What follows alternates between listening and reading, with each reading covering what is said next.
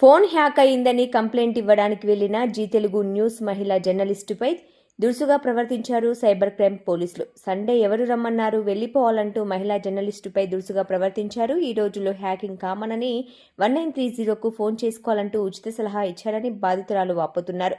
తనకు న్యాయం జరగలేదంటూ టీవీ ఛానల్లో చెబుతుండగా లైవ్లో ఉండగానే మహిళా జర్నలిస్టుపై దాడికి దిగారు సైబర్ పోలీసులు.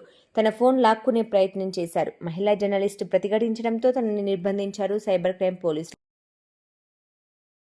మహిళా జర్నలిస్టు పైన అసభ్యంగా ప్రవర్తించిన పోలీసులపై వెంటనే మహిళా జర్నలిస్టు పైన అసభ్యంగా ప్రవర్తించిన పోలీసులపై వెంటనే పోలీసులపై కేసులు పోలీసులపై కేసులు పోలీసులపై కేసులు పోలీసులపై కేసులు.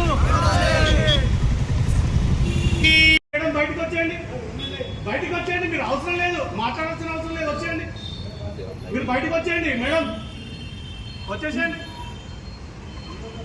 అవసరం లేదండి. మీరు నెట్టేసినాక